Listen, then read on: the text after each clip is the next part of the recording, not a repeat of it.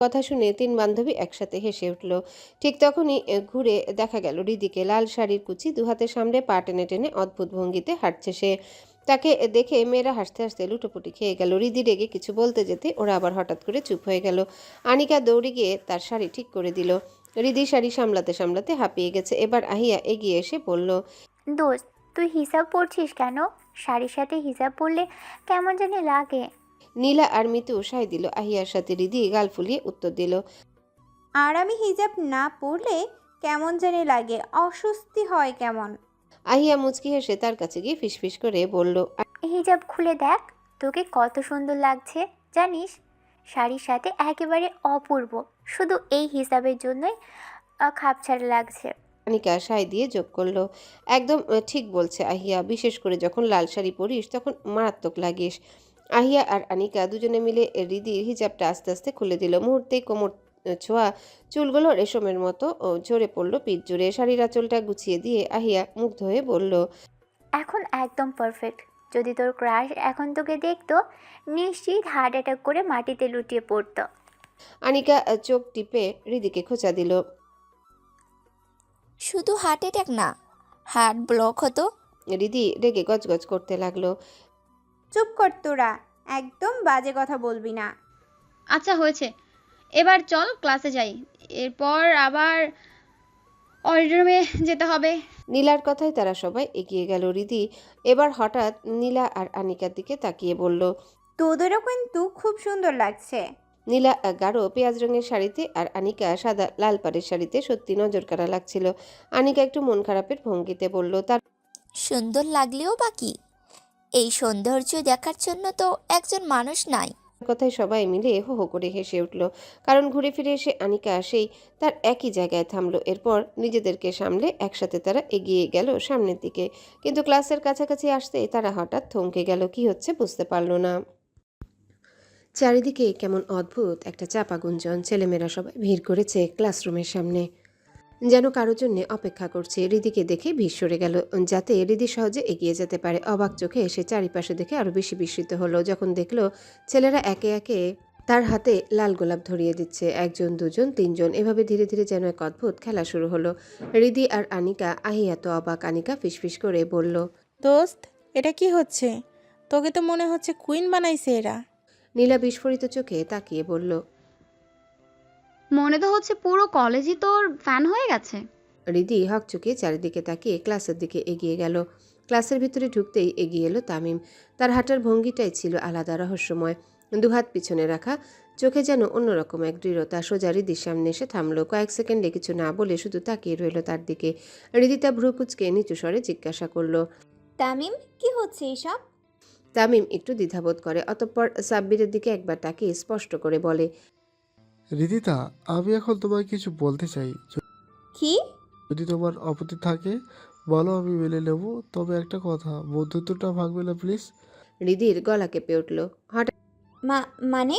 হঠাৎই তামিম তার সামনে হাঁটু গেড়ে বসে পড়ল। চারিদিকের ভিড় হাহাকার করে উঠল বিস্ময়ে। তামিম পেছন থেকে একগুচ্ছ লাল গোলাপ বাড়িয়ে ধরল হৃদির দিকে। সবার চোখ তখন হৃদি আর তামিমের উপর। তামিম চোখ বন্ধ করে নরম স্বরে বলল, আমি তোমাকে ভালোবাসি রিদিতা, আই লাভ ইউ। হৃদির চোখ ছানা বড়া হয়ে গেল। চারিপাশে ছেলেমেয়েরা ফিসফিস করছে, কিন্তু হৃদির চোখ যেন স্থির হয়ে গেছে। সে তো এক মুহূর্তের জন্য কল্পনা করেনি তামিম তাকে কখনো পছন্দ করতে পারে, তাকে এভাবে প্রপোজ করতে পারে। সে তো তামিমকে নিয়ে ভাবেইনি কখনো। তার ঠোঁট শুকিয়ে এলো। এক শুকনো ঢোক গিলে সে কিছু বলতে নাই, কিন্তু তখনই একটা ভারী পুরুষালী কণ্ঠস্বর চারিপাশে নীরবতা ভেদ করে উঠল। I love you too. মুহূর্তে যেন বজ্রপাত হলো। তামিম তড়াক করে চোখ খুলে তাকালো, দেখলো আহাদ রাজা তার সামনে দাঁড়িয়ে আছে। বুকের উপর দুহাত দুটো ভাঁজ করা, চোখ দুটো যেন স্বয়ং অগ্নিশিখা। ঠোঁট চেপে দাঁড়িয়ে আছে একেবারে শিকারীর মতো। হৃদির বুক ধরফর করছে, শরীর জমে গেছে। তামিম ঘাড় কাত করে তাকালো হৃদির দিকে। আহাদের কাঁধের আড়াল থেকে দেখা যাচ্ছে শুধু তার ভীত চোখ। আহাদের উপস্থিতি যেন তাকে আরো গুটিয়ে ফেলেছে। তামিমের হাত ঘেমে উঠল। তার নিজেরও বোঝা উচিত আহাদকে ভয় পাওয়ার মতো কোনো অন্যায় তো সে করেনি। তবু আহাদের চোখের সেই দৃষ্টি, সেই কর্তৃত্বপূর্ণ ভঙ্গি, অজান্তেই তার শরীর কাঁপতে শুরু করলো। গলাটা শুকিয়ে গিয়ে কাপা স্বরে বলল, আহাত ভাই, আপনি? আহাদ দাঁত কটমট করে। তার তীক্ষ্ণ দৃষ্টি যেন তামিমের বুকের ভেতরে ঢুকে যাচ্ছে। আহাদ দাঁতে দাঁত চেপে গর্জে উঠল, ইয়েস, আমি। চারিপাশে এক নিস্তব্ধতা, সবাই নিঃশ্বাস বন্ধ করে তাকিয়ে আছে এই দৃশ্যের দিকে। চারিপাশে বাতাস যেন ভারী হয়ে উঠল। যেহেতু ভার্সিটিতে অনেক বড় আকারে সাংস্কৃতিক অনুষ্ঠানের আয়োজন করা হয়েছে, তাই শহরের সকল প্রভাবশালী নেতা মন্ত্রীদেরও আমন্ত্রণ করা হয়েছে। তেমনি আমন্ত্রিত ছিল আমজাদ মীর, আশফাক মীর ও আহাদ তার সাথে এসেছে। প্রশাসন তাদের সম্মানিত করার জন্য স্টেজে তুলে এনেছিল। বক্তৃতা কেবলই শুরু হয়েছে, এরই মধ্যে শাওন এসে আহাদের কানে কানে খবর পৌঁছায় তামিমের পরিকল্পিত পরিকল্পনা। ঝড়ের বেগে চেয়ার ছেড়ে উঠে দাঁড়ালো আহাদ। মুহূর্তের মধ্যেই তার মুখের রং বদলে গেল, শরীরের রক্ত যেন টকবক করে ফুটে উঠেছে। বাদামি চোখ রক্তবর্ণ ধারণ করেছে, কপালের শিরা ধপধপ করছে। এক মুহূর্ত দেরি না করে ঝড়ের বেগে বিজ্ঞান বিভাগের দিকে এগিয়ে যায়। শাহিন, নাদিম আর শাওন একে অপরের মুখের দিকে তাকায়। অজানা ভয় ও আশঙ্কায় তাদের হাঁটু কাঁপছে। তবুও তারা আহাদের পিছনে দৌড়ে যায়, আর এসেই সেই অপ্রত্যাশিত মুহূর্ত চোখে পড়ে। তামিম নিচে হাঁটু গেড়ে বসে হৃদিকে প্রপোজ করছে, আর এটা যেন আগুনে ঘি ঢালার মতো আহাদের উপর প্রভাব ফেলেছে। এই মুহূর্তে সে হৃদিকে তার প্রশস্ত দেহের আড়ালে রেখে তামিমের সামনে দাঁড়িয়ে আছে। আহাদের পিছনে থাকা হৃদির বুক ধরফর করে কাঁপছে। আনিকা, আহিয়া, নীলা হৃদিকে ধরে হৃদির একপাশে দাঁড়িয়ে আছে। আহাদ কর্কশ্বরে গর্জে ওঠে। কিরে চুপ করে আছিস কেন? কিছু বল। তামিম হকচকে ধরফর করে উঠে দাঁড়ালো। চারিদিকে একবার তাকিয়ে শুকনো একটা ঢোক গিলে আবারও মাথা নিচু করে রাখলো। আহাদ এক কদম এগিয়ে গেল তার দিকে। তার শক্ত করা মুষ্টিবদ্ধ হাত খুলে গেল নিজ গতিতে। হঠাৎ তার মুখের ভঙ্গি অন্যরকম হয়ে গেল। মুখে অদ্ভুত হাসি ফুটিয়ে তামিমের কাঁধে এক হাত রাখলো। এতে তামিম একটু কেঁপে উঠল। আহাদ তামিমের হাতে থাকা ফুলের দিকে তাকিয়ে নাটুকে ভঙ্গিতে বলল, প্রপোজ করলে ফুলও দিতে হয়, তুই দিলি না কেন? আমি তো আই লাভ ইউ বললাম, অথচ তুই খাম্বার মতো দাঁড়িয়ে আছিস। নাকি মতিগতি বদলে গেছে তোর? দেখ, এটা ঠিক না, আমি কিন্তু কষ্ট পেয়েছি। আহাদকে প্রথমে দেখে সবাই যতটা ভয় পেয়েছে, এখন তার নাটুকে ভঙ্গি আর কথা শুনে মুখ টিপে হাসছে সবাই। শুধু শাহিন, নাদিম আর শাওন চুপ করে দাঁড়িয়ে আছে, কারণ তারা জানে আহাদের এই শান্ত স্বরের আড়ালে লুকিয়ে আছে ভয়ঙ্কর ঝড়। আহাদ তামিমের হাত থেকে ফুলগুলো নিজের হাতে নিয়ে ঘুরিয়ে ঘুরিয়ে দেখতে লাগলো। এরপর নাকের কাছে নিয়ে ঘ্রাণ শুকে মুখ বাঁকিয়ে বলল, নাইস। এক মুহূর্ত নীরবতার পর আবারও বলল, but I have one question. তার কথায় তামিম একটু ভ্রু উঁচিয়ে জানতে চাইল কি। চারিপাশে সবাই অধীর আগ্রহে তাকিয়ে আছে তাদের দিকেই। আহাদ আরেক ধাপ এগিয়ে এসে কণ্ঠ নিচু করে তামিমের কানের কাছে মুখটা নিয়ে হিসিস করে বলল, তো সাহস কি করে হলো আহাদ রাজার প্রেয়সীকে প্রপোজ করার মতো এত বড় দুঃসাহস দেখানোর? আমি ভাবছি তোর কলিজাটা কত বড় যে তুই এই স্পর্ধা দেখালি। তামিম আহাদের কথা শুনে একটা শুকনো ঢোক গিলল। এতটুকু সে বুঝতে পেরেছে যে আহাদ হৃদিকে পছন্দ করে কিংবা ভালোবাসে, আর সে আহাদের ভালোবাসার মাঝখানে এসে পড়েছে। এতটা নির্বোধ তো সে নয় যে এই কথার মানে বুঝতে পারবে না। আহাদ এবার একটু দূরে সরে গিয়ে হালকা চিৎকারের ভঙ্গিতে বলল, যেহেতু তোর কলিজাটা এতই বড়, এতই প্রশস্ত, একটা কাজ করি, কেটে টুকরো টুকরো করে সবাইকে ভাগ করে দিই, কি বলিস? তার এই কথায় সবাই কেঁপে উঠল, কেউ নড়ছে না। আহাদকে এই মুহূর্তে বোঝা দুষ্কর, কারণ আহাদের মুখভঙ্গি একবার নরম হয় তো মুহূর্তে আবার অগ্নিরাপা হয়ে ওঠে। তামিম মাথা নিচু করে রেখে অপরাধীর ন্যায় নিচু স্বরে বলল, সরি ভাই, আমি জানতাম না যে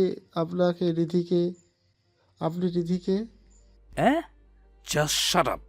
গর্জে উঠে আহাদ। তার গর্জনে দেয়াল পর্যন্ত কেঁপে উঠল। তামিম আর কিছু বলতে পারল না, শুধু মাথা নত করে আছে। আহাদ কর্কশ্বরে আবারও চেঁচিয়ে উঠে আঙ্গুল নেড়ে বলল, যদি তোর কলিজার সত্য সব ঠিকঠাক রাখতে চাস, এখনই আমার চোখের সামনে থেকে দূর হয়ে যা, কুইক।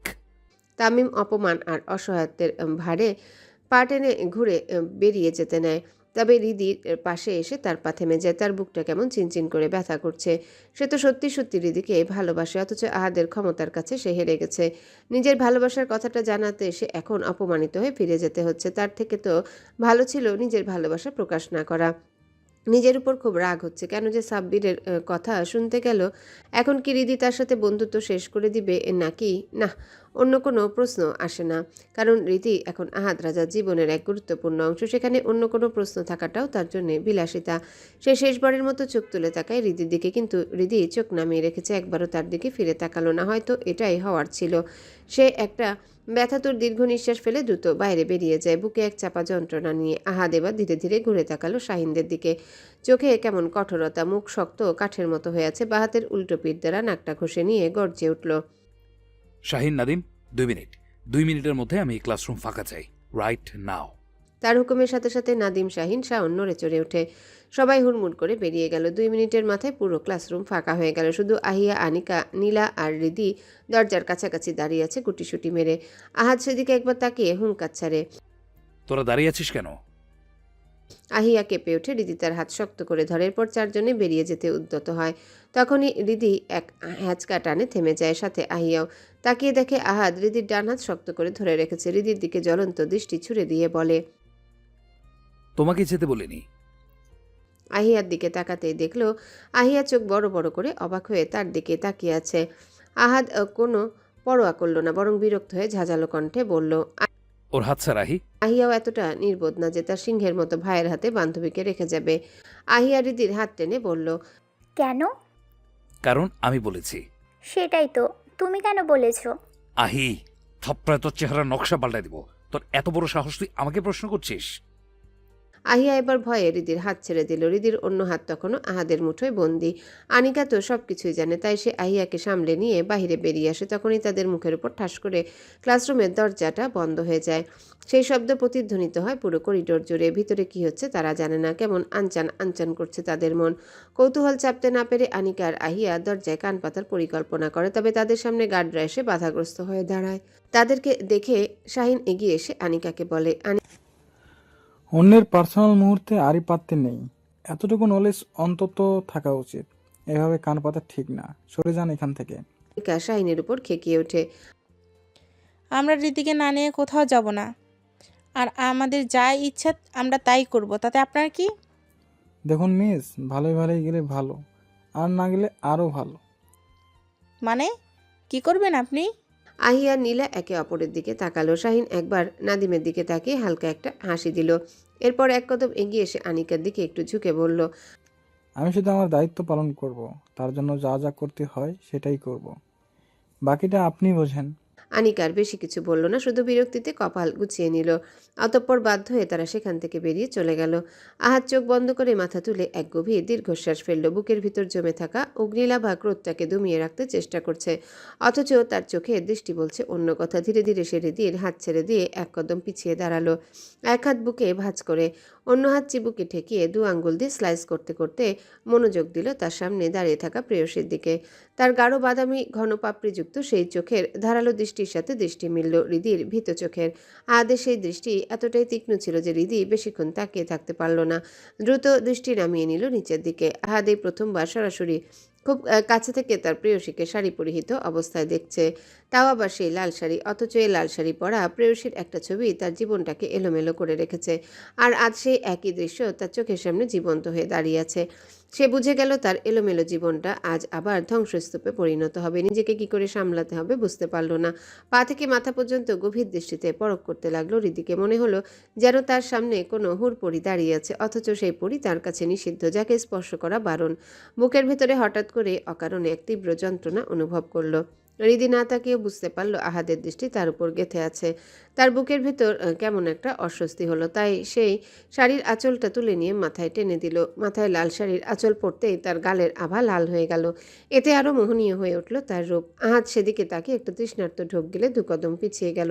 হঠাৎ করেই সে এক বেঞ্চে সজোরে লাথি মারল। কাঠের সেই শব্দে পুরো কক্ষে প্রতিধ্বনিত হলো। ভয়ে রিদির কোমল দেহখানা কেঁপে উঠল। চোখ বন্ধ করে নিল অজানা আশঙ্কায়। মুহূর্তে আহাদ রিদির সামনে এসে দাঁড়িয়ে বজ্রকণ্ঠে হুঙ্কার ছাড়ল, এই আল্লাহর বান্দি, এই তাকাও আমার দিকে। রিদি কেঁপে উঠে ভয়ে ভয়ে দৃষ্টি মেলল আহাদের চোখে। আহাদ হাত নেড়ে ইশারা করে কর্কশ কণ্ঠে বলল, এভাবে লালমরিচ সেজে ভার্সিটিতে আসতে কে বলেছে? হ্যাঁ, আল্লাহর দুনিয়া কি আর কোনো রঙের শাড়ি ছিল না? এক মুহূর্ত নীরবতার পর রিদি ঠোঁট শক্ত করে আবারও বলল, আর তাছাড়া আমি লালমরিচ সেজে আসি আর ঝালমরিচ সেজে আসি, তাতে আপনার কি? আমার যখন যেভাবে ইচ্ছা আমি সেভাবেই আসব। কি করবেন আপনি? আহাদের দিকে তাকিয়ে কথাটা বলল রিদি। এই কথায় আহাদ আরও ক্ষিপ্ত হয়ে গেল। আহাদ এবার আরও এক ধাপ এগিয়ে আসে রিদির দিকে। এতে রিদি পিছিয়ে যায়, তার পিঠ গিয়ে ঠেকে দেয়ালের সাথে। আহাদ কাছে এসে ঠোঁট বাঁকিয়ে একটা তাচ্ছিলের হাসি দিয়ে গর্জে উঠল। আমার কি? হ্যাঁ, কি করব আমি? কথাটা শেষ করতে না করতেই হঠাৎ রিদির দিকে ঝুঁকে দাঁতে দাঁত পিষে বলল, একটা কথা ভালো করে মগজে বসিয়ে এনে জানো, আমার অনুমতি ছাড়া যদি আর কখনো লাল শাড়ি পরেছিস, তাহলে তোর এই লাল শাড়ি আমি সাদা কাফনের কাপড়ে পরিণত করব। তার এই কথায় হৃদির বুক ধরফর করে কেঁপে উঠল। আহাদের আগুন ঝরা চোখের দিকে তাকিয়ে দেয়ালের সাথে সেটে গেল। আহাদ সেটে যাওয়া হৃদির দিকে কিছুক্ষণ তাকিয়ে থেকে দু আঙ্গুল দিয়ে কপালে চেপে ধরল, যেন নিজের ভেতরে অগ্নিকে ঠান্ডা করতে চাইল। অতঃপর একটু সরে এসে ফোন বের করে শাহিনকে কল করলো। কিছুক্ষণের মধ্যে শাহিন এসে হাজির হলো, হাতে একটা শপিং ব্যাগ নিয়ে। কোনো কথা না বলে ব্যাগটা আহাদের হাতে দিয়ে আবারও বেরিয়ে গেল। আহাদ ব্যাগটা হৃদির দিকে বাড়িয়ে দিয়ে নির্লিপ্ত স্বরে বলল, এটা পরে নাও, কুইক। কি এটা? হৃদি কাপা কাপা হাতে ব্যাগের ভেতর থেকে হাত বাড়িয়ে বের করতে দেখে কালো একটা বোরকা। কপাল কুঁচকে তাকালো আহাদের দিকে। আহাদ তাকে তাকিয়ে থাকতে দেখে কর্কশ কণ্ঠে ঝাঁঝিয়ে উঠল, কি দাঁড়িয়ে আছো কেন?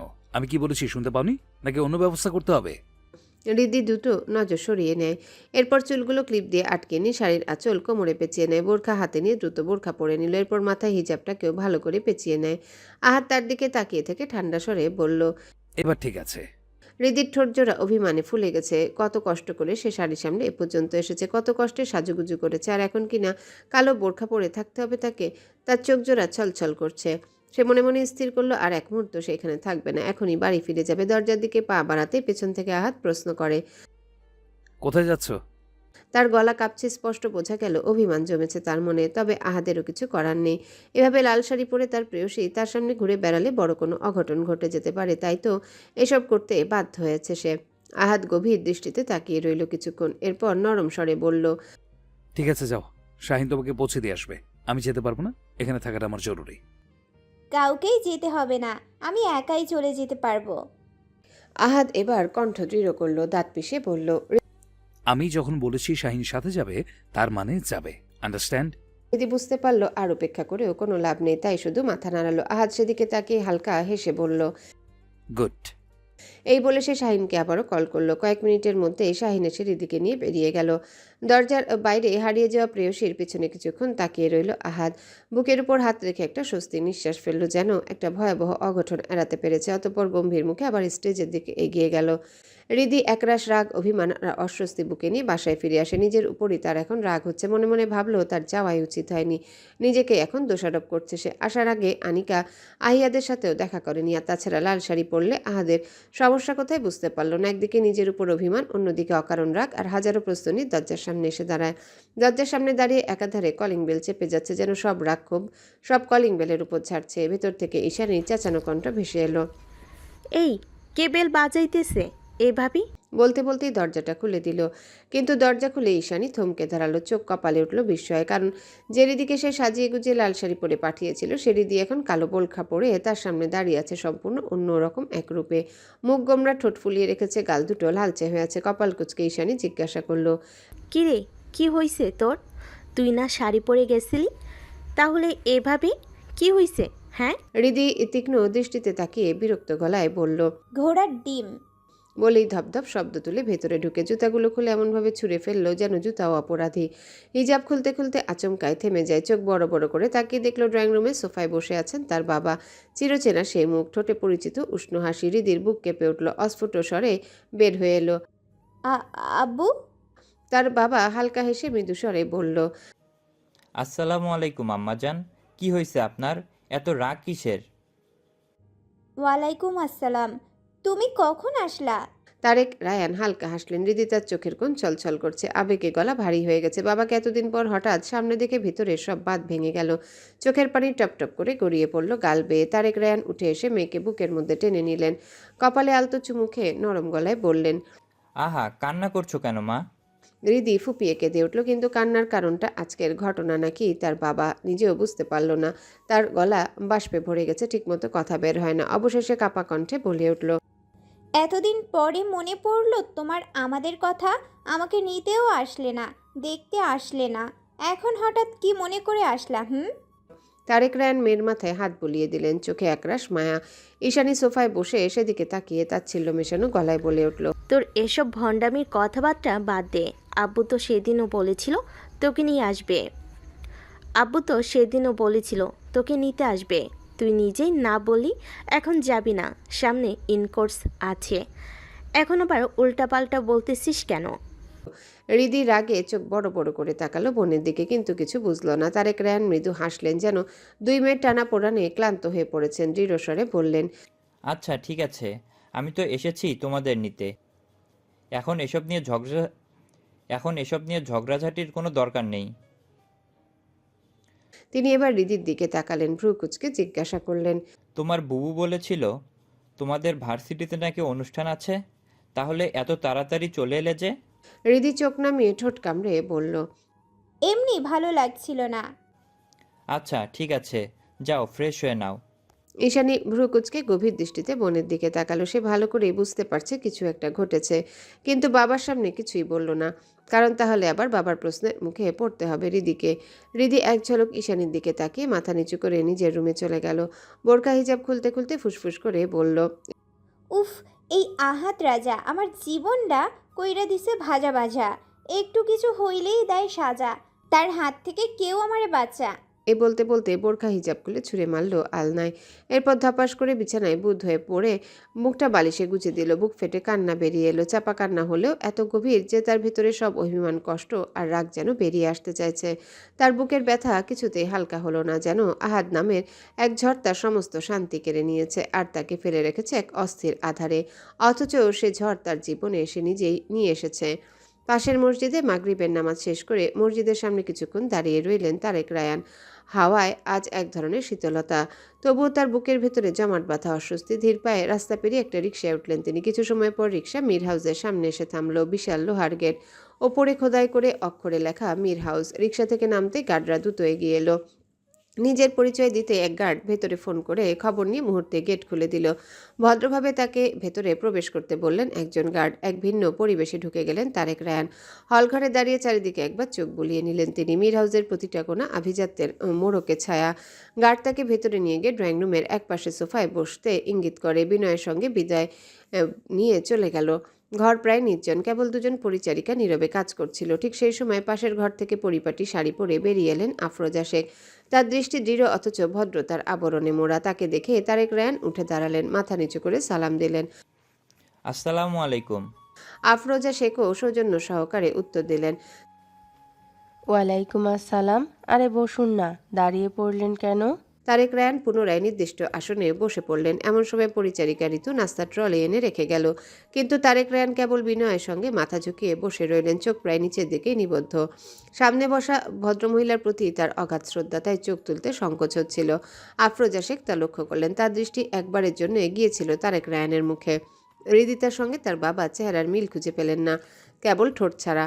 ভেতরে ভেতরে ভাবলেন হয়তো হৃদিতা তার মায়ের মতো দেখতে হয়েছে। নীরবতা ভাঙলেন তিনি নিজেই। স্বর ছিল নির্লিপ্ত অথচ স্থির। আপনি এত দূর থেকে আমার ডাকে কষ্ট করে এসেছেন, তার জন্য আপনাকে ধন্যবাদ। হয়তো বুঝতে পারছেন আমি কেন আপনাকে ডেকেছি। তারেক রায়ান মাথা নেড়ে সম্মতি জানালেন। জি, কিছুটা আন্দাজ করতে পেরেছি। আফরোজা শেখ কয়েক মুহূর্ত চুপ করে থেকে আবারও বললেন, আমি চাইলেই আপনাকে ফোনে সব বলতে পারতাম, কিন্তু আমার মনে হয়েছে এ বিষয়ে সরাসরি কথা বলাই ভালো। জি জি বলুন। চশমাটা দু আঙ্গুল দিয়ে একটু ঠিক করে নিলেন তিনি। অতঃপর গম্ভীর কিন্তু প্রশান্ত কণ্ঠে বললেন, আপনার মেয়ে হৃদিতা আর আমার মেয়ে আহিয়া খুব ভালো বন্ধু। হৃদিতা কয়েকবার এসেছিল এ বাড়িতে, তখনই আমি দেখেছিলাম তাকে। ওর কথাবার্তা, চালচলন, বিনয়ী স্বভাব দেখে আমি মুগ্ধ হয়েছি। আজকালকার যুগে এমন মেয়ে পাওয়া দুষ্কর। আপনি আপনার মেয়েকে সত্যিকারের শিক্ষায় গড়ে তুলেছেন। আমি আমার সাধ্যমতো চেষ্টা করেছি, বাকিটা তারা নিজেরা বুঝে চলতে শিখেছে। তা ঠিক বলেছেন। মৃদু হেসে তার কথায় সায় দিলেন আফরোজা শেখ। অতঃপর যেন ভেতরে দ্বিধা সরিয়ে সাহস সঞ্চয় করে বললেন, আপনার কাছে আমার একটা আবদার আছে ভাই। ভাই ডাকলাম, কিছু মনে করবেন না। আমার ভাই বোন নেই, তাই আপনাকে ভাই ডাকলাম। না না, কিছু মনে করব না। আচ্ছা তাহলে বলেই ফেলি। আমার বড় ভাসুর সালমান মীর তার স্ত্রীসহ জার্মানিতে থাকেন। ওখানে তাদের ব্যবসা বাণিজ্য আছে। বছরে 1-2 বার দেশে আসেন। তাদের একমাত্র ছেলে আদনান, ওর বিয়ের দায়িত্ব আমার উপর দিয়েছেন ভাইজান। এখন আমি আপনার কাছে আপনার মেয়েটাকে এ বাড়ির বড় ছেলের জন্য আনতে চাই, যদি আপনার সম্মতি থাকে। কথাগুলো তিনি এক নিঃশ্বাসে শেষ করলেন। তারেক রায়ান স্থির হয়ে শুনলেন কথাগুলো। একটু ভেবে নিয়ে কিছু একটা বলতেই যাচ্ছিলেন, এমন সময় বাহির থেকে মৃদু পায়ের শব্দে ভেতরে ঢুকলো আদনান। সে সোজা সিঁড়ির দিকে চলে যাচ্ছিল, তখনই পেছন থেকে আফরোজা শেখ ডাকলেন, আদনান। আদনানের পা থেমে গেল, পেছনে ঘুরে ধীর পায়ে এগিয়ে এলো। কাছে আসতে আফরোজা শেখ পরিচয় করিয়ে দিলেন। এটা আদনান, আমার ভাসুরের ছেলে। তারেক রায়ান উঠে দাঁড়ালেন, কিছুটা অস্বস্তি নিয়ে আদনানের দিকে তাকালেন। আফরোজা শেখ তীক্ষ্ণ চোখে আদনানকে শাসন করলেন। আদনান, উনি হৃদিতার বাবা। এক মুহূর্তে আদনানের মুখের রং পাল্টে গেল, চোখে ভেসে উঠল চাপা বিস্ময়, ঠোঁট শক্ত হয়ে গেল, তবুও ভদ্রতা বজায় রেখে সালাম দিল। আসসালামু আলাইকুম। ওয়ালাইকুম আসসালাম। শান্ত গলায় জবাব দিলেন তারেক রায়ান। তার দৃষ্টি এক ঝলক ঘুরে গেল আদনানের দিকে। হালকা আকাশি রঙের শার্ট, ক্লিন শেভ মুখ, ফর্সা ত্বক, সব মিলিয়ে নিখুঁত ভদ্রতার ছাপ। এক কথায় সুদর্শন পুরুষ বলতে গেলে। আদনান বিনয়ের সঙ্গে বলল, আপনি বসুন না। এরপর আফরোজা শেখের দিকে তাকিয়ে বলল, ছোট আম্মা, আমি ফ্রেশ হয়ে আসছি। ঠিক আছে, যাও। আফরোজা শেখ মাথা নেড়ে অনুমতি দিলেন। এক মুহূর্ত দেরি না করে আদনান গটগট করে সিঁড়ি বেয়ে উপরে উঠে গেল, যেন নিজেকে সেখান থেকে গুটিয়ে নিতে চাইছে। তারেক রায়ান স্থির হয়ে তার যাওয়ার পানে কিছুক্ষণ তাকিয়ে থাকে। যখন দেখল আদনানের অবয়ব মিলিয়ে গেল, তখন তিনি আবার বসলেন সোফায়। আফরোজা শেখ এবার নীরবতা ভাঙলেন। আদনানকে তো দেখলেন, পেশায় ও একজন ডক্টর, সেটা তো আপনি জানেন নিশ্চয়ই। আমি তো বলবো হৃদিতা আর আদনানকে একসাথে খুব মানাবে। স্বভাবসুলভ দৃঢ়তার খানিকটা তীক্ষ্ণ ভঙ্গিতে বললেন। তারেক রায়ান কথা শুনছিলেন গভীর মনোযোগ দিয়ে। তিনি মানুষটা সহজ সরল, কিন্তু চোখে মুখে দৃঢ়তার রেখা। কিছুক্ষণ নীরব থাকার পর ধীরে ধীরে বললেন, আপনার কথায় আমি খুশি হয়েছি, এতে কোনো সন্দেহ নেই। আমি খোলাখুলি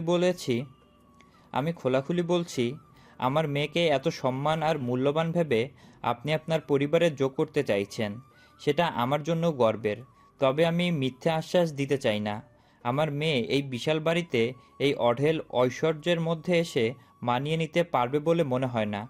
আমি চাই আমার মেয়ের বিয়ে হোক একেবারে সাধারণ, আমাদের মতোই মধ্যবিত্ত পরিবেশের মধ্যে। ওর জীবনে আমি বিলাসিতার ছাপ দিতে চাই না।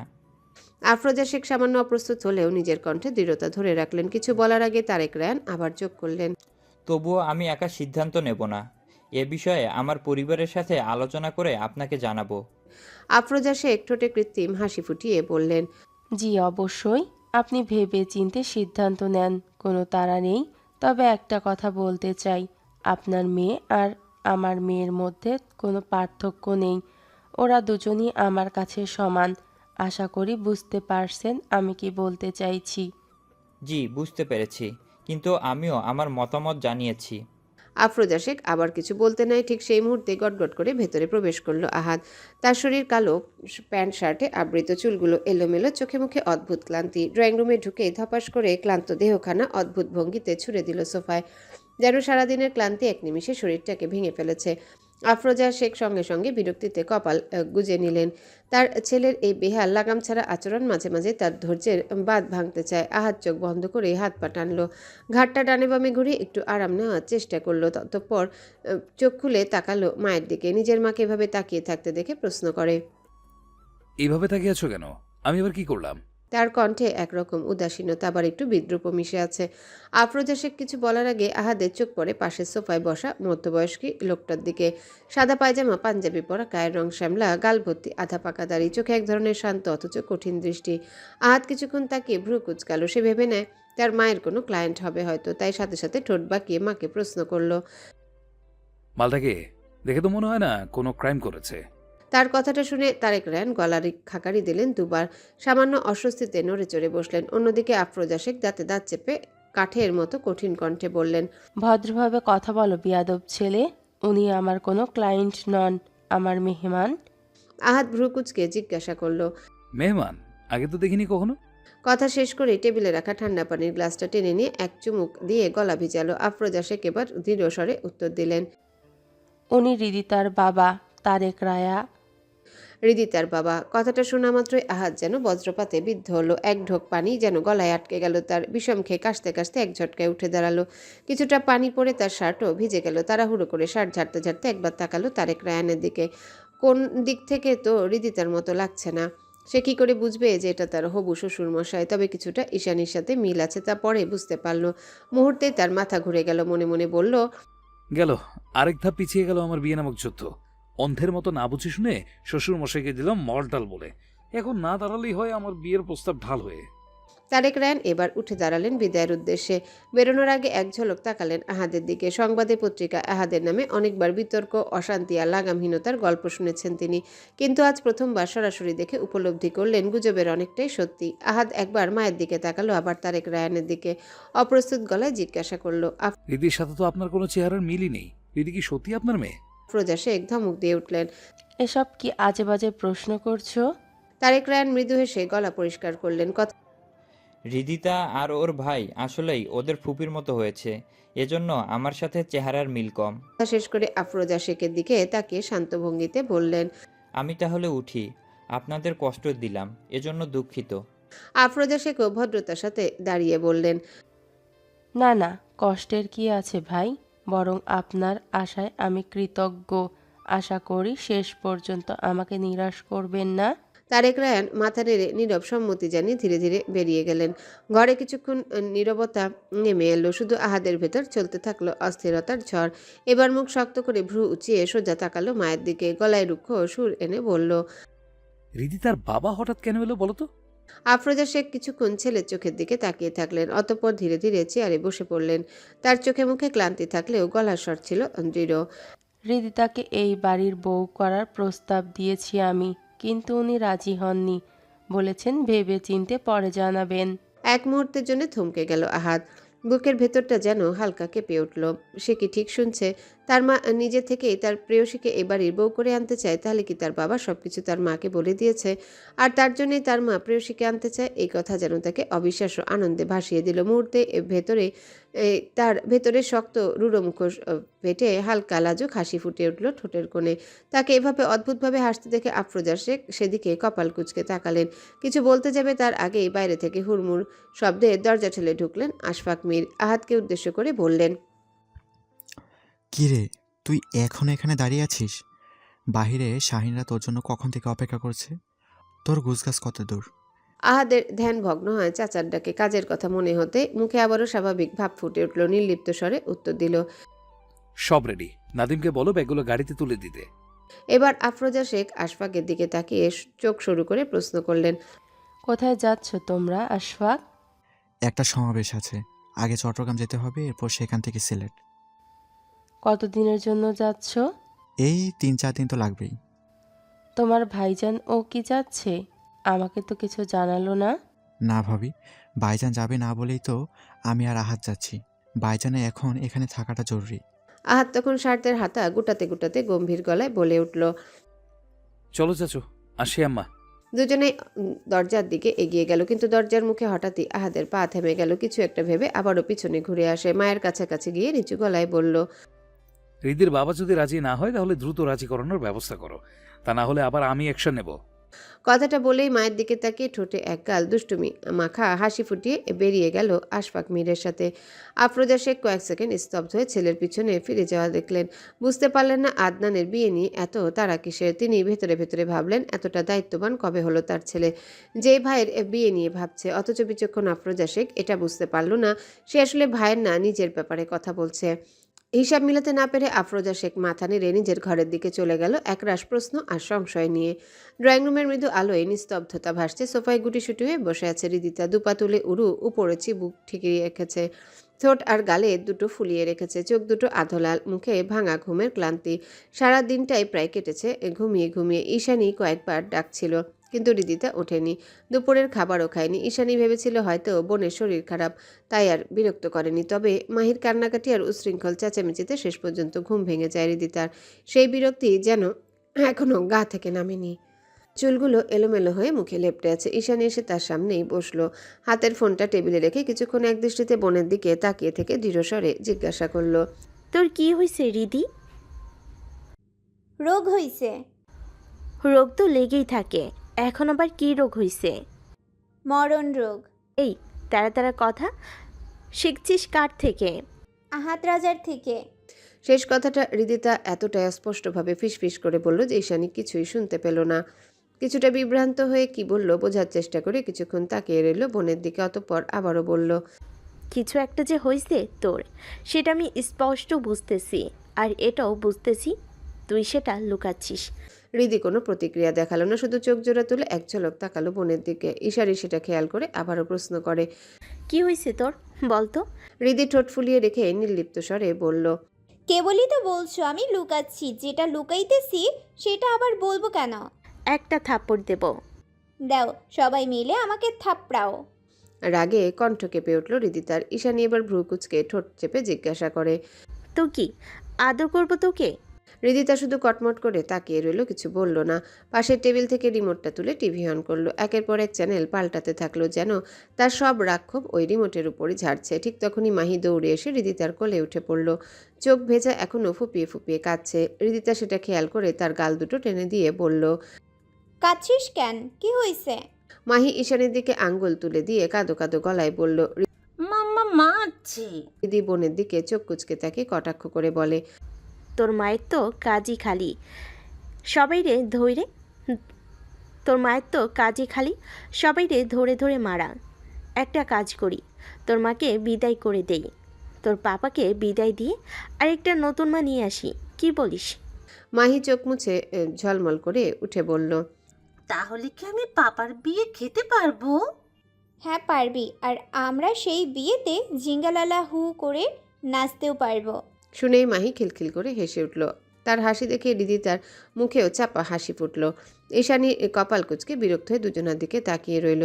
তার মুখে রাগ ছোঁয়া, যেন এই দুজনার অকারণ খুনসুটি তার সহ্যের সীমা ছাড়িয়ে যাচ্ছে।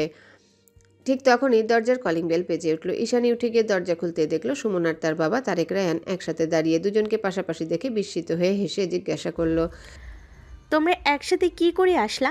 সুমনের হাতের ব্যাগটা ঈশানীর হাতে দিয়ে বলল, গাড়ি থেকে নামতেই দেখি বাবা দাঁড়িয়ে আছে, তারপর ভাবলাম একসাথেই যাই। ভেতরে ঢুকে সুমনের চোখ পড়ল সোফায় গুটিসুটি হয়ে বসে থাকা হৃদিতার মাহির দিকে। সুমন একগাল হেসে বলল, কি ছোট গিন্নি, কি হচ্ছে এখানে?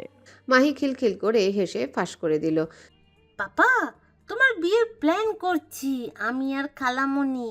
সুমন কিছুক্ষণের জন্য অবাক হয়ে তাকিয়ে থাকলো মেয়ের মুখের দিকে, কিন্তু হঠাৎ করে ঘরটা ভরে গেল হো হো হাসির শব্দে। তারেক রায়ান, সুমন, ঈশানী, এমনকি ছোট মাহিও হেসে কুটি কুটি। কেবল হৃদিতার মুখ গম্ভীর করে রইল, তবে তার ঠোঁটের কোণে চাপা একটা টান থেকে গেল, যেন হাসি লুকাতে চেয়েও ব্যর্থ হচ্ছে। আহিয়া নিজের রুমে আধা শোয়া হয়ে ফোনে চোখ বোলাচ্ছিল। একটু আগে আনিকার সাথে তার দীর্ঘ কথা হয়েছে, তবে মনটা এখনও ভারী। হৃদিকে কয়েকবার ফোন দিয়েও পেল না, ফোন বন্ধ। এক দীর্ঘ নিঃশ্বাস ফেলে মোবাইলটা বুকের উপর রেখে সিলিংয়ের দিকে তাকিয়ে রইল। সাদা সিলিংয়ের ফাঁক ফোকরগুলো যেন আজ তাকে অস্থির করে তুলছে। আজকের ঘটনাগুলো মনে ঘুরে ফিরে আসছে আনিকার কাছে। সব শোনার পর থেকে তার মাথায় যেন হাজারো প্রশ্ন, সব কিছু মিলিয়ে বড্ড দ্বিধায় আছে। সে কিছুতেই বুঝতে পারল না তার ভাই আহাদ, যার মেজাজের ঝড় যে কোনো সময় উঠে যেতে পারে, যার চোখে মুখে শুধু রাগ আর কঠোরতা, সেই কিনা হৃদির প্রতি আসক্ত, তাও আবার গোপনে। এদিকে হৃদিরও আবার ক্রাশ তার ভাই। তার ভাই হৃদির প্রতি আসক্ত হয়েছে এটাও মানা যায়, কিন্তু হৃদির ক্রাশ তার এই বদমেজাজি ভাইটা কি করে হতে পারে? এটা কেমন অবিশ্বাস্য ব্যাপার। তার ভাইয়ের তো আছেই শুধু লাগামহীন কথাবার্তা, তাছাড়া বদমেজাজি, রক্তে রাগ মেশানো, একদম আগুনের মতো মানুষ সে। তাহলে হৃদি তার ভাইয়ের কি এমন দেখলো? ভাবতে ভাবতে বুকের ভেতরটা কেমন টনটন করে উঠছিল। বিছানা থেকে একটু উঠে বসে অস্থিরতায়। আর তখনই তার নজরে পড়ে টেবিলে থাকা আদনানের দেওয়া সে বেলি ফুলের গাছটার দিকে। সে এক মুহূর্ত তাকিয়ে থেকে উঠে এসে হাত বাড়িয়ে সেটাকে তুলে নিল। বেলি ফুলের তীব্র ঘ্রাণ পুরো রুমে ছড়িয়ে পড়েছে। আহিয়া সেটা তুলে কিছুক্ষণ নাকের কাছে ধরে রাখে। নিজের অজান্তেই তার ঠোঁটের কোণে এক ফোঁটা হাসি জমে উঠল। তার মনে হলো আজকে সবচেয়ে সুন্দর মুহূর্তটা যেন এই ফুলের গন্ধে মিশে আছে। তবে দ্রুত সেই ভাবনা ঝেড়ে ফেলে দিল। সে পাশের ড্রয়ার থেকে একটা বক্স বের করে গাজরাটা বক্সে রেখে দিল। এরপর অন্য গায়ে জড়িয়ে রুম থেকে বেরিয়ে এলো। সিঁড়ি বেয়ে নিচে নামছিল। কয়েক ধাপ নামতেই দেখলো ঋতু চায়ের কাপ নিয়ে উপরে যাচ্ছে। আহিয়ার গলায় কৌতূহল মিশিয়ে জিজ্ঞাসা করলো, কোথায় যাচ্ছিস? ঋতু সোজা গলায় জবাব দিল, আদনান ভাই চা চাইছে, তার চা নিয়ে যাইতেছি। আহিয়ার বুকের ভেতর হালকা ধাক্কা লাগলো। দাঁত দিয়ে ঠোঁট কামড়ে একটু ভেবে নিয়ে সে কাপটা ঋতুর হাত থেকে নিয়ে বলল, তুই নিচে যা, আদনান ভাইয়ের চা আমি নিয়ে আসছি। ঋতু কিছুটা অবাক হয়ে তাকালেও কিছু বলল না, মাথা নেড়ে নিচে চলে গেল। আহিয়া ধীরে ধীরে পা ফেলে আদনানের রুমের সামনে এসে দাঁড়ালো। দরজার ফাঁক দিয়ে উকি দিতে গিয়ে হঠাৎ থমকে গেল। আয়নার সামনে দাঁড়িয়ে চুল ব্রাশ করছে আদনান। কালো ট্রাউজার আর গাঢ় মেরুন টি শার্টে অদ্ভুত পরিপাটি লাগছে তাকে। আয়নায় আহিয়াকে দেখে হাত থেমে যায় মাঝপথে। আয়নাতে দৃষ্টি রেখে নিচু স্বরে বলল, ভিতরে আয়। আহিয়া ছোট ছোট পা ফেলে ভেতরে ঢুকলো। তার হাতে কাপের হালকা কাঁপুনি। এটা কি চায়ের জন্য নাকি ভেতরের অস্থিরতার জন্য সে নিজেই বুঝতে পারছিল না। আদনান আয়নাতে আহিয়ার দিকে তাকিয়ে প্রশ্ন ছুড়ে দিল। কি চাই? আপনার চা। রাখ। আহিয়া মৃদু শব্দ করে চায়ের কাপটা টেবিলে রাখে। অতঃপর আয়নার সামনে দাঁড়িয়ে থাকা আদনানের পিঠের দিকে তাকে কিছুক্ষণ চুপ করে দাঁড়িয়ে রইল। আদনান সেটা লক্ষ্য করে প্রশ্ন করে। আর কিছু বলবি? হুম। কি বল? বড় আম্মু আর বড় আব্বু কবে আসবে আদনান ভাই? আদনান ঘুরে তাকায় সোজা আহিয়ার দিকে। আহিয়ার মুখে আদনান ভাই ডাকটা শুনলেই কেমন যেন একটা অদ্ভুত মোচড় দেয় বুকের ভেতর। কয়েক সেকেন্ড ধরে দুজনের দৃষ্টি আটকে রইল। আদনান এবার দ্রুত নজর সরিয়ে টি শার্ট ঠিক করার ব্যস্ততা দেখিয়ে স্বাভাবিক ভঙ্গিতে বলল। দেরি আসে? এখন আসবে না। বলেছে আমি বিয়ে করলে তবেই আসবে। ও। আহিয়ার ঠোঁট থেকে ভেসে আসা বিস্ময়ের শব্দটা আদনানকে অদ্ভুতভাবে ছুঁয়ে গেল। আদনান ভ্রু কুঁচকে তাকায় আহিয়ার দিকে। কেমন যেন অন্যমনস্ক হয়ে আছে আহিয়া। আদনান একটু উঁচু গলায় বলল। কি ও আর কিছু বলবি? আহিয়া হ্যাঁ সূচক মাথা নাড়ে। আদনান কৌতূহল হয়ে বলে। কি বল? Thank you. কেন? আজকে আমাকে ফুলের গাছটা কিনে দিয়েছেন তাই। এক মুহূর্ত নীরবতা, তারপর গভীর গলায় আদনান বলল। আমি তোর কি হই? আহিয়া মাথা উঁচু করে তাকালো আদনানের দিকে। আদনানের এই প্রশ্ন করার মানে বুঝলো না, তবুও জবাব দিল। কাজিন। আদনানের ঠোঁটে তাচ্ছিল্যের হাসি। আহিয়া। হাই কাজিন, কিন্তু আমার মনে হয় আমি তোর কাছে অপরিচিত একজন লোক। রাস্তার মানুষ আমি, যার কাছ থেকে তুই ফুল নিয়েছিস আর বারবার ধন্যবাদ দিচ্ছিস। মানে? মানে একবার ধন্যবাদ দিয়েছিস ঠিক আছে, তাই বলে এই সামান্য জিনিসের জন্য বারবার শুক্রিয়া আদায় করার কি আছে? আর কিছু বলল না। দাঁত দিয়ে ঠোঁট কামড়ে মাথা নিচু করে নিল। বুকের ভিতর কেমন যেন হাহাকার জমে উঠল। আদনান শেষবার তার দিকে তাকিয়ে ধীরে বলল। আর কিছু বলার না থাকলে এখন যা। আহিয়া তড়িঘড়ি পায়ে ঘর থেকে বেরিয়ে গেল। দরজার ফাঁক গলে তার ওড়নার প্রান্ত দুলতে দুলতে অদৃশ্য হয়ে গেল। হঠাৎ ঠোঁটের কোনো এক অদ্ভুত হাসি ফুটল আদনানের। টেবিলে রাখা চায়ের কাপটা হাতে তুলে নিয়ে এক চুমুক দিল। যদিও চা এতক্ষণে ঠান্ডা শরবত হয়ে গেছে, তবুও যেন অদ্ভুত তৃপ্তি মিশে আছে এক একটা চুমুকে। 1 ঘন্টা জার্নির পর অবশেষে আহাদ রাজার দল পৌঁছে গেল চট্টগ্রামে। তখন রাত প্রায় 11টার কাছাকাছি। চারিদিকে শহরের বাতাস যেন অস্বাভাবিক এক উত্তেজনায় ভরপুর। তারা চট্টগ্রামে এসেছে এই খবর ছড়িয়ে পড়তেই পুরো পরিবেশ যেন অন্যরকম হয়ে গেছে। বিমানবন্দর থেকে বের হতে শত শত মানুষ চারিদিক থেকে তাদের ঘিরে ধরল। জনতার কণ্ঠে স্লোগান, ভিড়ের উত্তেজনা, চারিদিকে ক্যামেরার ফ্ল্যাশ, সব মিলিয়ে যেন এক উৎসবমুখর পরিবেশ। সেখানকার কেন্দ্রীয় নেতারা নিজ হাতে তাদের অভ্যর্থনা জানালো। নিরাপত্তার দায়িত্ব নিল ডিবি পুলিশের বিশেষ দল। অবশেষে কড়া নিরাপত্তার বেষ্টনী ভেদ করে তারা পৌঁছে গেল শহরের অভিজাত হোটেল র্যাডিসন ব্লুতে। লম্বা পথ পাড়ি দিয়ে ক্লান্ত আহাদ নিজের নির্দিষ্ট রুমে ঢুকে দেহটা ছুঁড়ে দিল নরম বিছানায়। নাদিমা শাওন ব্যস্ত হয়ে ব্যাগপত্র গুছিয়ে রেখে আবার চুপচাপ বেরিয়ে গেল। রুমে তখন এক ধরনের নীরবতা, শুধু এসির মৃদু শব্দ আর জানালার বাইরে রাতের হালকা গুঞ্জন। এই নীরবতা ভাঙল পাশের সোফায় এসে বসা আশফাক মিরের ভারী পদক্ষেপে।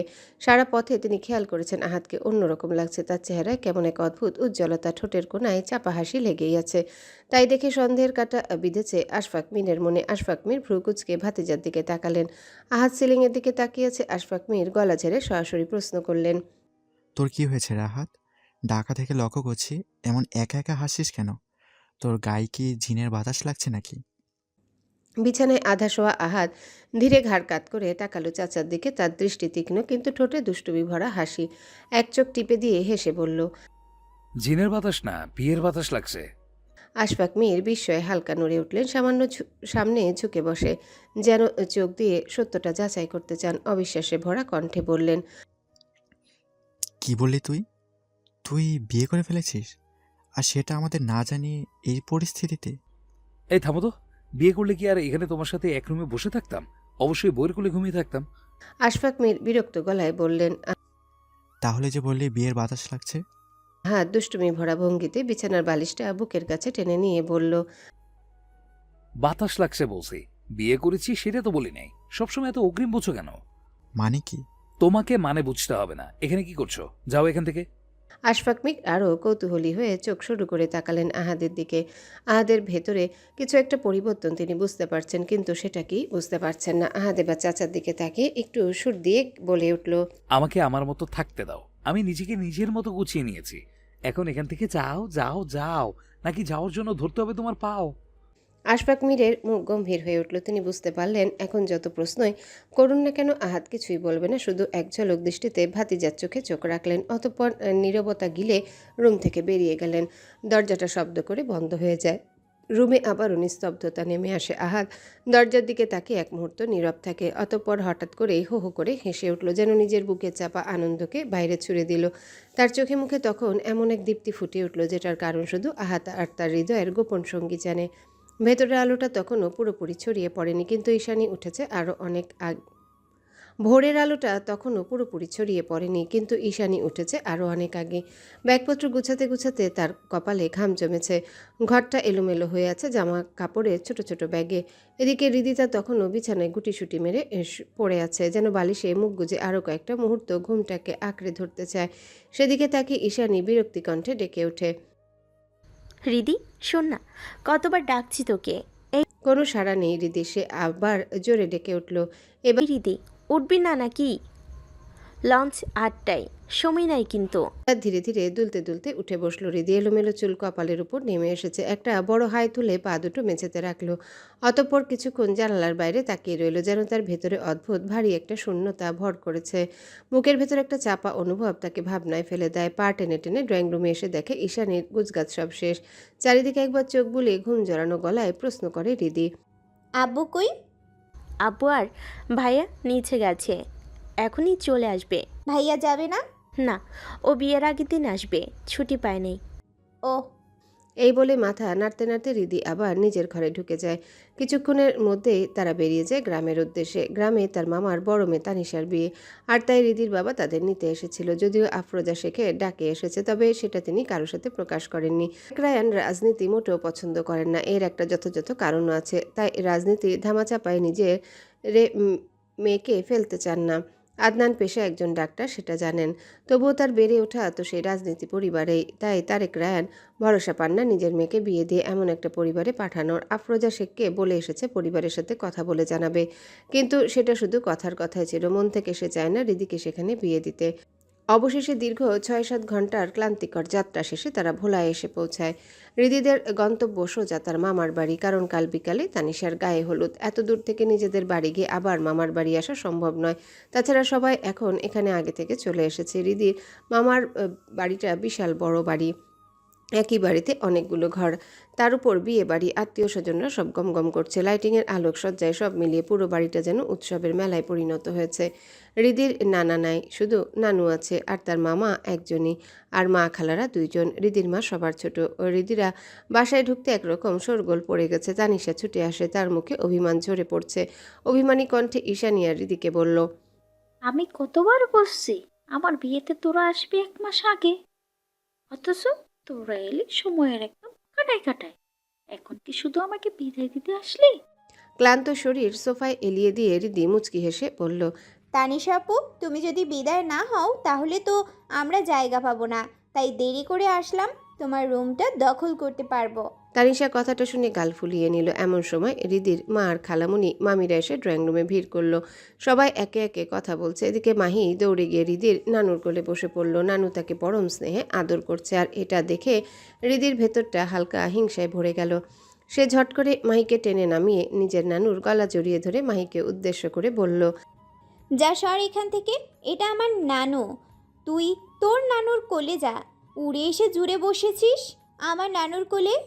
মাহি কোমরে হাত রেখে রাগী গলায় বলে উঠল, আমি মোটেও উড়ে আসিনি, আমি নদীতে ভেসে ভেসে এসেছি। মাহির এই শিশুসুলভ কথায় উপস্থিত সবাই হেসে উঠল।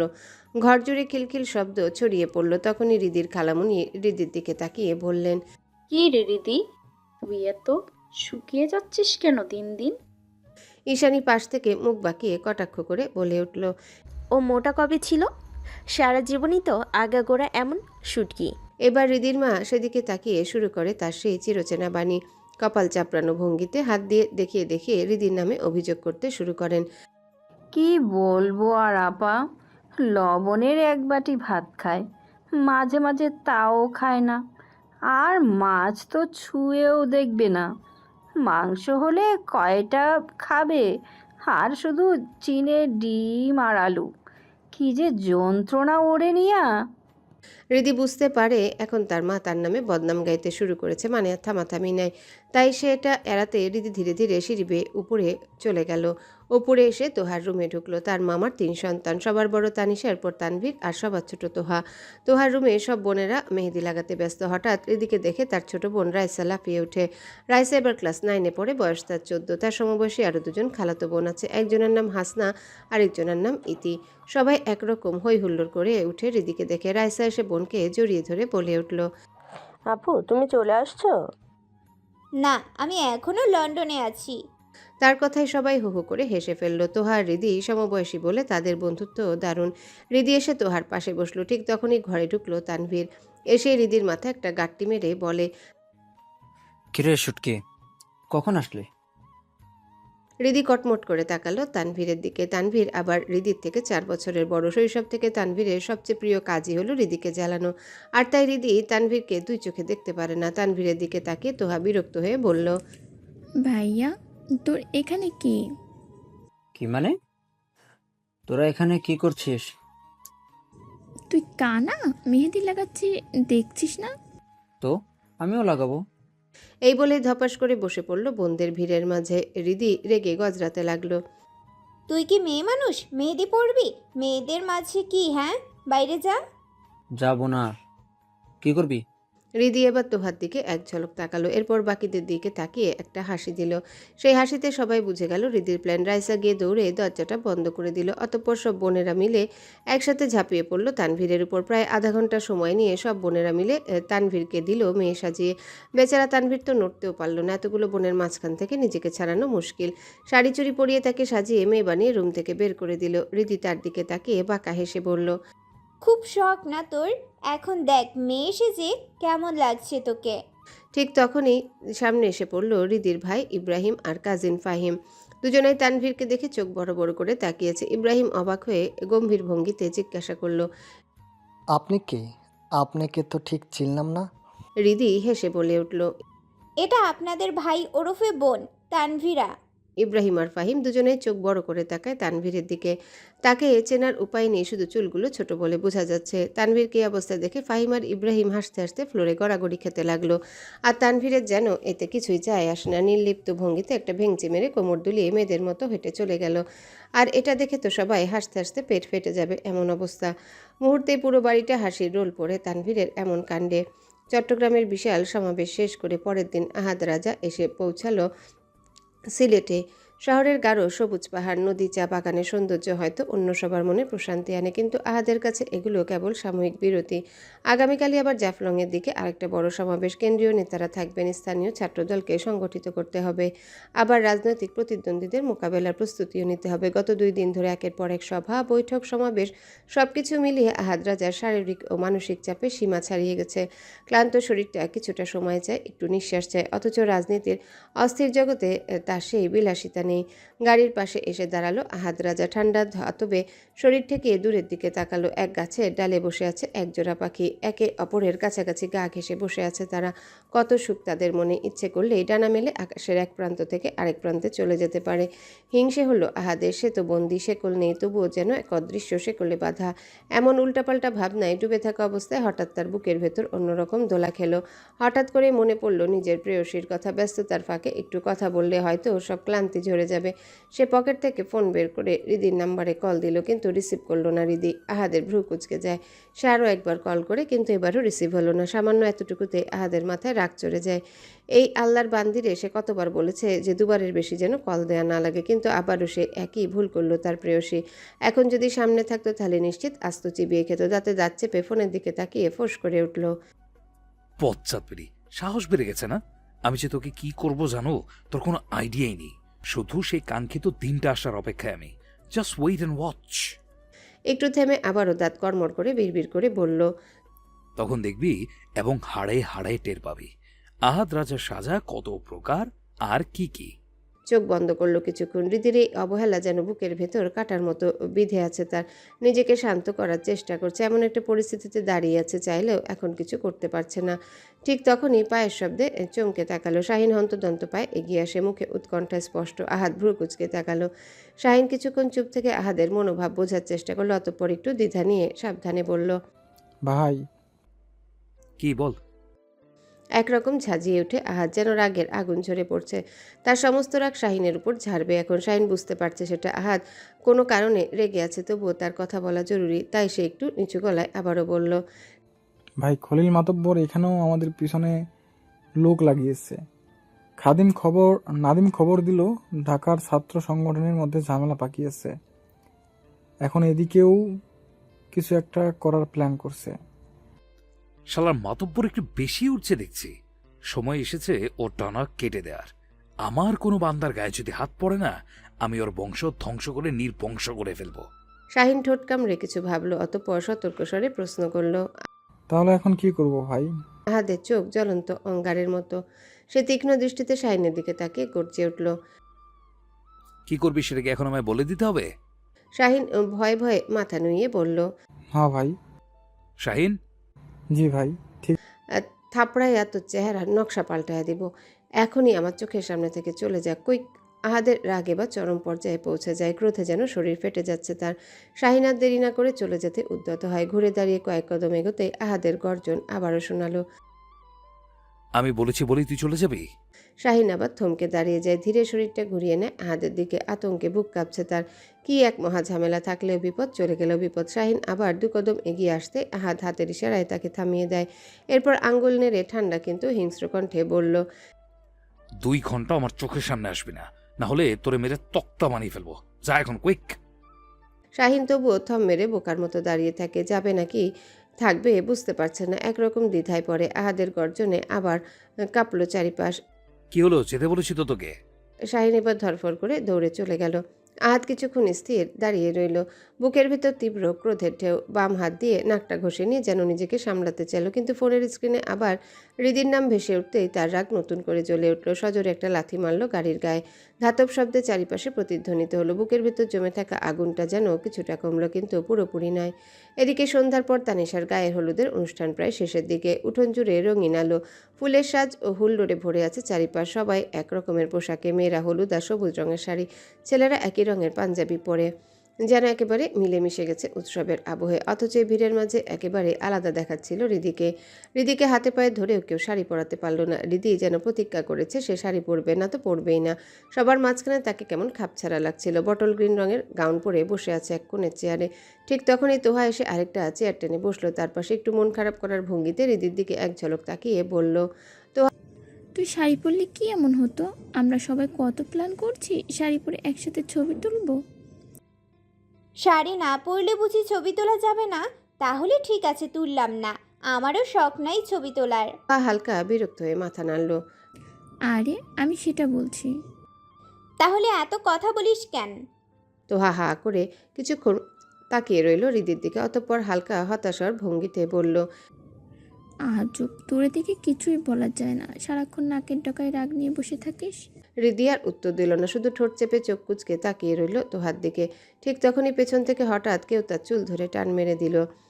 চুলে টান খাওয়ার সাথে সাথে হৃদির হালকা চিৎকার করে আর্তনাদ করে উঠল। আহ! ঝট করে ঘুরে তাকিয়ে দেখে তানভীর দাঁড়িয়েছে, 32 পাটি দাঁত বের করে দুষ্টু হাসছে। হৃদি রাগে ফেটে পড়ল। চেয়ার থেকে ঝটকা মেরে উঠে দাঁড়িয়ে তার দিকে এগিয়ে গেল। দাঁত কিরমির করে চেঁচিয়ে উঠল, তোর শিক্ষা হয়নি না? আবার আসছিস আমার মায়ের খাওয়ার জন্য? তানভীর একচোট হেসে বাঁকা গলায় বলল, কথায় আছে না, শিক্ষার কোনো বয়স নাই, তাই আবার চেষ্টা করলাম। ও ও তাহলে তোকে আবারও শিক্ষা দিতে হবে মনে হচ্ছে। তোহা! তানভীর এতে হেলদোল নেই, সে বিন্দুমাত্র ভয় পেল না, বরং দুষ্টু চোখে তাকিয়ে আরও কাছে এলো হৃদির। হৃদি ভালো করে বুঝতে পারলো কিছু একটা করবে এই বদমাইশটা, তাই সে মাথা নাড়িয়ে ঘুরে চলে যেতে নিলে তানভীর হঠাৎ পেছন থেকে এক টান দেয়। হৃদি ভারসাম্য রাখতে না পেরে ধপ করে মাটিতে পড়ে যায়। তানভীর একটু ঝুঁকে হৃদির সামনে বসে এক হাত পিছন থেকে এনে হৃদির পুরো মুখে হলুদ লাগিয়ে ভূত বানিয়ে দেয়। এরপর তানভীর হেসে হেসে বলল, কাল আমাকে মেয়ে বানিয়েছিস না, আজ তোকে ভূত বানালাম। অবশ্য তুই তো আগে থেকেই ভূতের লিডার, তুই আসলেই এই পাড়ায় আর ভূত পাওয়া যায় না। কটমট করে তাকালো তানভীরের দিকে। গলা ভেঙে চিৎকার করতে যাবে ঠিক তখনই ইব্রাহিমকে দেখতে পায়। ইব্রাহিমকে দেখে একরকম হাউমাউ করে ডাক দিল হৃদি। ভাইয়া! ইব্রাহিম ঘুরে সেদিকে তাকাতেই তানভীর উঠে সেখান থেকে ভো দৌড় দিয়ে পালিয়ে যায়। তোহা হৃদিকে টেনে তোলে। ইব্রাহিম এগিয়ে এসে দৃশ্য দেখে হতবাক হয়ে গেল। ভ্রু তুলে অবাক হয়ে জিজ্ঞাসা করলো। এ কি রে, এ কি অবস্থা তোর? রিদি কেঁদে ফেলার ভঙ্গিতে হাত কচলাতে কচলাতে বলল, ভাইয়া তানভীরকে কিছু বলেন, ও বেশি বেশি করতেছে এবার। আমি কিন্তু চলে যাব এমন করলে। ইব্রাহিম শান্ত গলায় তার মাথায় হাত রেখে বলল, আচ্ছা আচ্ছা, শান্ত হ। তুই ঘরে যা, আমি দেখি ওই বান্দরটা কই পালালো। রিদি গটগট করে চলে গেল ভিতরে। মুগ্ধ একটু শান্ত হতে চাইল, কিন্তু ঘরের ভেতর কোনো রুমেই ফাঁকা পেল না। সব জায়গায় মানুষে ভরা। শেষমেশ বিরক্ত হয়ে ছাদে চলে গেল। ছাদের এক কোনায় ছোট্ট একটা সোফা পাখা ছিল। গিয়ে সেখানে ধপ করে বসে পড়ল। পা তুলে আরাম করে বসে মাথা এলিয়ে দিল আকাশের দিকে। উপরে কয়েকটা তারা জ্বলজ্বল করছে, ঠান্ডা বাতাস বয়ে আসছে। তখনই হঠাৎ মনে পড়ল আহাদের কথা। বুকের ভেতরটা কেমন যেন নড়ে উঠল। মনে মনে ভাবলো, সে তো আসার আগে আহাদের সাথে দেখা করেনি, একটু কথাও বলেনি। আর আহাদ, সেও তো আর কল করেনি। আর তাছাড়া কেনই বা কল করবে, তারও তো একটা কারণ থাকা চাই। এই বলে মন খারাপ করে পাশে রাখা ফোনটা হাতে নিল। স্ক্রিন জ্বলে উঠতে চোখ কপালে উঠে গেল রিদির। আহাদ তাকে দুবার ফোন করেছিল। কখন করলো আমি টেরই পেলাম না। এখন কি করব? আমি কি কল ব্যাক করব? নিজের সাথে নিজেই বিড়বিড় করে উঠল রিদি। একটু ভেবে আবারও মাথা ঝাঁকালো।